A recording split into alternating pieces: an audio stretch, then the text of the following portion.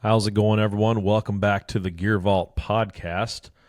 I'm your host, Wes Robinson, and in today's episode, we're going to be talking about the 22 ARC, kind of all things 22 ARC. A little bit of everything. I want to talk about the different bullet and ammunition options because that is one issue with the cartridge. We'll talk about the cartridge in general as far as some velocities and what it kind of compares to. I actually took our 22 ARC that we just purchased to the range this past weekend, and we caught a couple of Eld-vts in some water at a really close distance. I've got those bullets here. We're going to weigh those and see what the weight retention is on that Eld-vt at a short distance and a moderate velocity. So that's what you can expect from this episode. So I say let's get right in it, and I want to start with jumping on to Hornady's website, and I want to just kind of run through the ammo options that they have. So looks like we've got the double deuce. They always have like these goofy things that they say about their new launches, but in any case, basically it says 22 ARC brings exceptional power and performance, elegantly packed into a compact cartridge that fits into your AR-15, but is equally at home in a bolt action. By utilizing the new 62 grain Eld-vt bullet, the 22 ARC brings extraordinary performance that rivals the 22-250 to the AR-15 platform. The 22 ARC was engineered to use modern high BC bullets. Designing the cartridge and chamber in unison provides consistent accuracy, great velocity spreads, and an outstanding shooting experience. This cartridge is the result of careful and meticulous design, following the same proven methodology as the highly acclaimed 6mm ARC. It mentions here the 22 ARC partners. So most of these are like who's going to be building the rifles. Now, I'm not a gas gun kind of guy. I've tried a few different times, and I've never really found one that I really liked. But when looking through here, the ones that kind of stick out to me as far as good options for bolt guns would be Christensen Arms, GA Precision, HS Precision, Howa. Who else we got? Proof Research, Ruger, Seekins, TS Customs. So not as many big box names with the 22 ARC yet anyway. I hope that other people start picking it up, but really, if you want a budget option, you got Ruger and Howa, and you can argue whether or not Howa is budget, but those are probably your least expensive options unless I'm missing something there. Looking down at the ammo options available, they're going to offer this in a 62 grain Eld-vt, which is a newly designed bullet for the 22 ARC. That is basically, in a nutshell, a profile of a 75 grain match bullet, but it only weighs 62 grains, so it has this hollow cavity in it. I actually have some here. I can open it up. But essentially, you're getting a lot of the benefits of the match style higher BC bullet because of the size and shape. However, you're getting speed of a lower weight bullet because it weighs less. So kind of falls right in the middle. So this, if you can see, is the Hornady Eld-vt.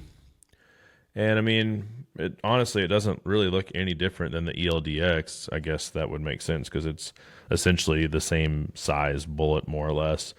Got the same red tip. But that should be a pretty good option for a guy that's looking to do some varmint hunting with it, assuming that your rifle shoots it well.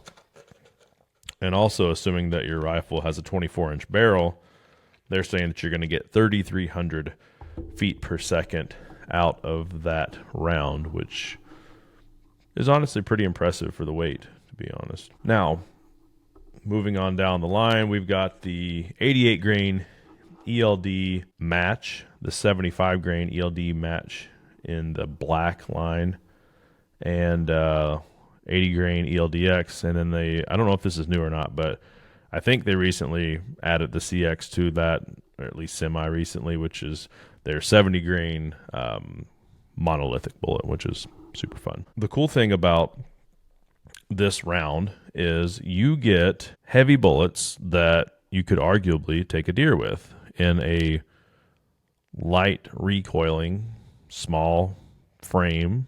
It's just kind of exciting to me. And so if you haven't followed my channel or listened to any of my other podcasts, I just picked up a Ruger American Ranch Gen 2 in 22 ARC for the purpose of my daughter hopefully taking her first whitetail deer with it. I went back and forth on Cartridge for quite a while, and I landed on the 22 ARC because it seemed that it would have the least amount of recoil and still presumably be able to kill a deer. So that's what I went with, and we went to the range with it, and honestly, assuming that it can kill a deer, it is a blast to shoot because there is no recoil with it. If you have someone that's recoil sensitive that you want to get into shooting centerfire and they're trying to graduate from a 22, this has to be a pretty good option because it is very, very minor. There was more from like the muzzle blast just blowing up dirt and stuff because we're shooting prone and it's got that radial break.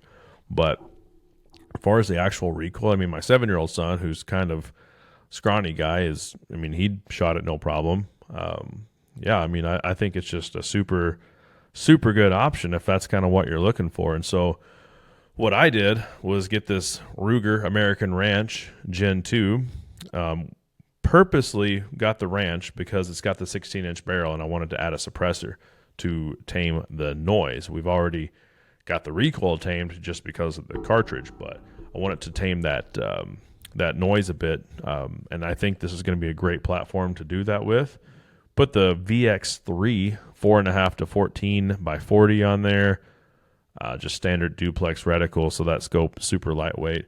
Honestly, the rifle itself with the scope covers, metal magazine, which I hate. We'll talk about that in a bit, but all of that, not counting loaded magazine. So empty mag, everything else, I think it's 7.35 pounds. It's pretty lightweight according to my scale. So, and there's still no recoil, so that's awesome. I would imagine if you were a guy that wanted to shoot targets and had a 8, 9, 10 pound rifle, that thing would have to just set right there whenever you pulled the trigger. Now, like I said, we shot the ELDX into water jugs at a close distance. And when I say a close distance, we shot them at 20 yards. Why would I do such a thing? Why not 100 yards? Well, the main reason is because I shoot more stuff at closer range than I do longer range. And granted, maybe not so much 20 yards, but it can definitely happen. And the last thing that I want to have happen is a bullet failure because it's going too darn fast. And this is especially important when we're talking Hornady ammo. And also important because Hornady is the only big box store that's making factory ammo for this cartridge. So if you want to shoot, big box name brand, you're going to shoot Hornady. So your options for deer hunting are 70 grain CX or 80 grain ELDX. Heard a lot of stories about ELDX failing. Heard a lot of stories about people that love their ELDX. So figure not going to feed into one side or the other. I'm just going to start shooting and make my own decision. From what I can tell, now keep in mind, this is a 16.5-inch barrel. So this box of ELDX Precision Hunter 80 grain says 3,000 feet per second, obviously out of a 24-inch barrel. What I can tell on this cartridge, at least in this rifle, is across both these ammunitions, from the 62 grain with the 3,300 feet per second or the 80 grain with the 3,000 feet per second, both of these roughly lost about 350 feet per second going from the 24-inch barrel that the box is posted with to a 16.5-inch barrel. So my 80 grainers are running about 2650 on average. So figure a shade over 26, more or less, whenever it was hitting those water jugs. And while we did have jacket core separation on both bullets, they didn't necessarily blow up. So we ran this test with a 7mm 08 using the SSTs from like the Custom Light like a month or so ago. The SSTs blew into a bajillion pieces. The interlock did basically exactly what this Eld-vt did. They flattened out, and then the core came apart from the jacket. The jacket is pretty mangled. Like, you've still got like the last quarter or third of the base of the bullet intact, but the jacket itself is pretty mangled. So I'll probably post pictures on my Instagram, either the Gear Vault or the Gear Vault podcast, if you want to see. But there's really no reason for me to try to like get a expansion measurement on these because it's so skewed. I mean, I don't know if you can see that from where you're at, probably not, but it's not uniform at all. So I'm sure like if you were actually to measure it, it would be super impressive. It's probably like 3 times expansion, but I think it's kind of a little bit of a wild card there. All right, so I'm going to get the old scale out, and we're going to weigh both of these sets. I call them a set because, like I said, the core is apart from the jacket, but we're going to drop those on there. Keep in mind, we are starting with an 80 grain bullet, and we are left with 48.4 grains on that bullet. Honestly, about what I would have guessed. I was going to say about 50% weight retention. Throw the other one on there. 50.5. So 50.5, 48.4 divided by 2. We got an average of 49.45 divided by 80. That is 61.8 sub. Call it 62% weight retention. To be honest, guys, 62% weight retention on that style of a bullet at that distance in water, like not gel or a deer, but in water, which is usually pretty hard on a bullet. I'm not too disappointed in that. That's actually, I would call it pretty decent weight retention. So I would like to get a hold of the CXs and see what those look like after being fired. Also, there's a company, if you've ever heard of them, let me know, or if you've ever used them, I should say.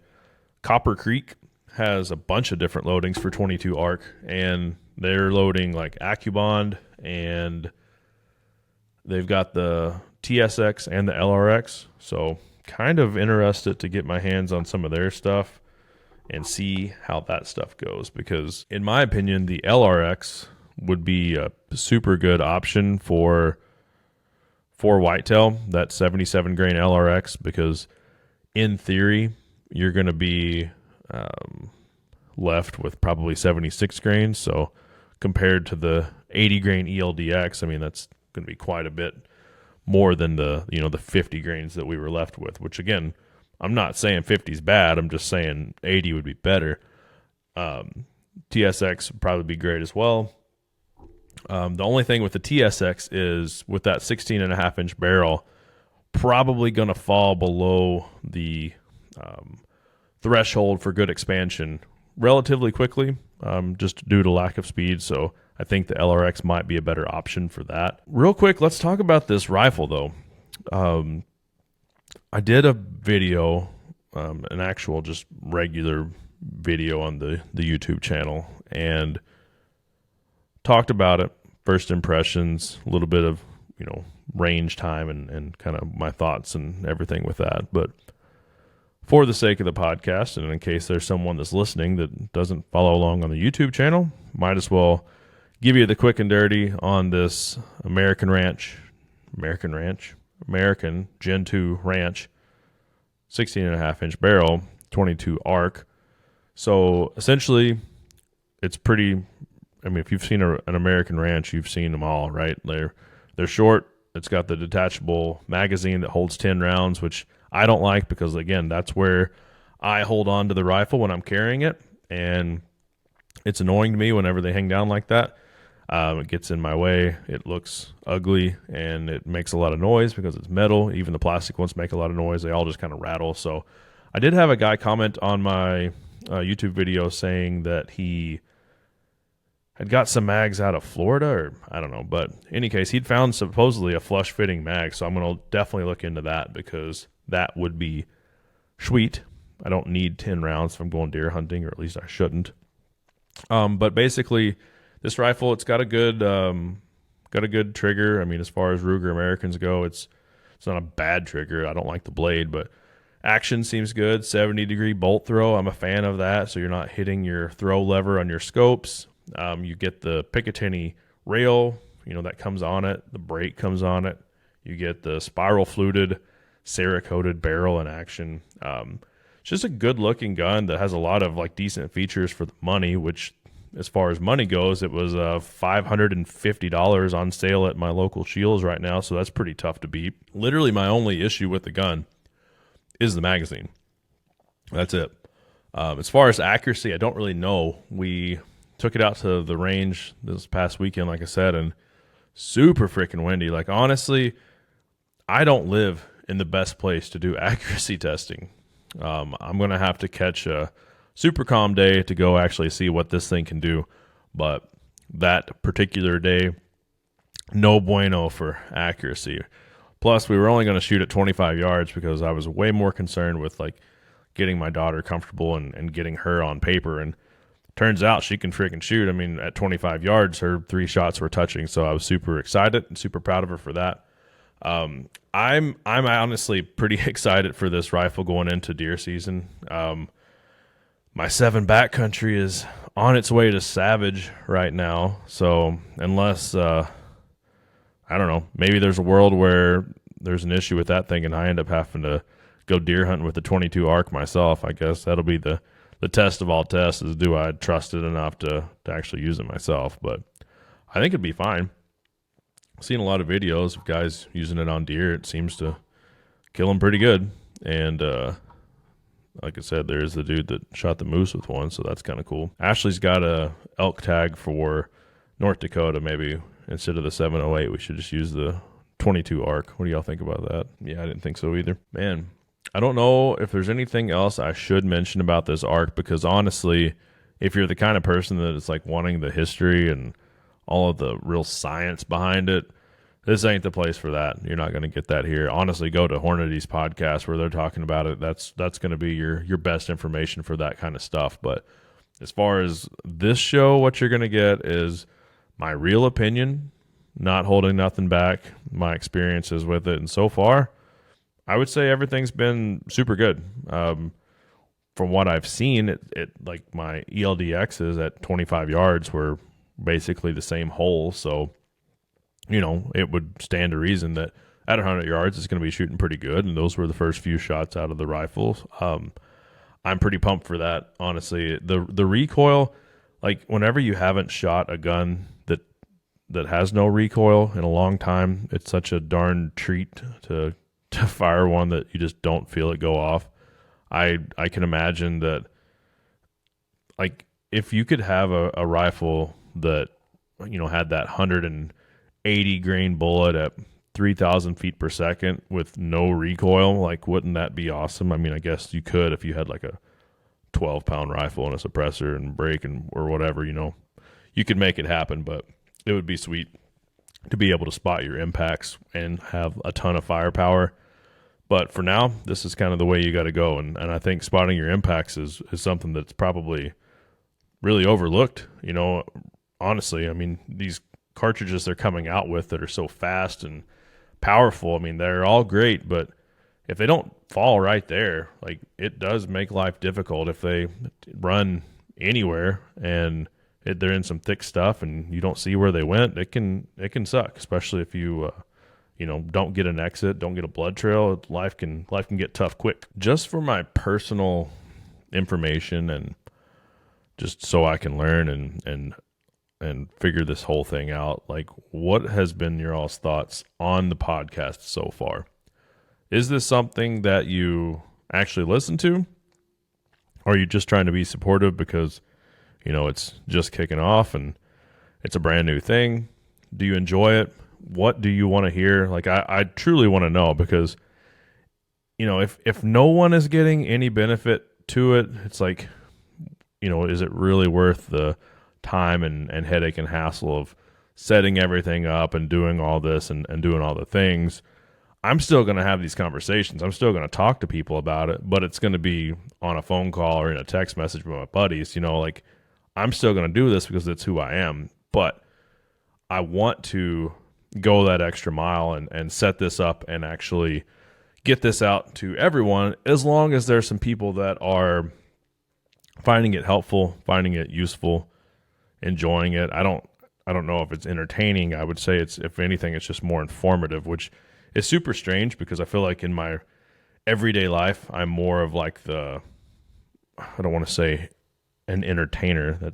That seems weird, but I feel like I'm more of like a goofball. I don't know. Like, I'm not very serious in real life, but for some reason, every time I sit down to do a video, it gets serious. And I think it's just because I care, and because that's like something that means a lot to me. So maybe it's just passion is what it boils down to, but it's just strange to think that, like, I can sit here and have a beer and just talk, yet it ends up being serious somehow. It's a weird thing to think about. But that being said, I do have a handful of people that are starting to kind of get in the queue to come on the show and have a more of an interview style show. And I'm really excited about that, because my throat is starting to hurt. My voice is about to go, because you trying to keep this thing going alone is really odd. And I've always I've always thought it's strange that these guys will have a scripted podcast. Like, it just seems weird. But after doing this, I'm like, man, I wish I had a freaking script. You know what I mean? Like, I get it. It's hard, because like you get in that mindset of making a YouTube video. And it's like, if you screw up, it's like no big deal. Start the sentence over. We'll edit that part out. It's a lot harder to do like this, because you're talking, longer form videos, and having to re-listen to the whole hour that you just talked isn't a fun thing to do. So I'm excited to bring some people on and actually, have a conversation where I can ask a question, and while they're answering it, I can actually breathe and take a sip and listen and enjoy and learn myself, because that's what I want to do through this whole thing is learn. I want to share with you all what I'm learning, but I want to learn. This 22 arc. Had no idea about a 22 arc before like 3 weeks ago. Started doing a lot of research because I needed low recoil.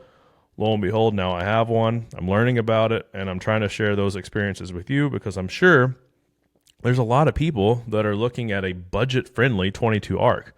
And if you are, chances are pretty high that you're looking at a Ruger.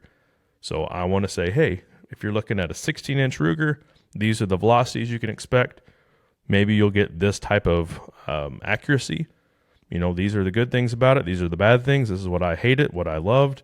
That's what I want to do. I want to share that with you all. I enjoy doing that.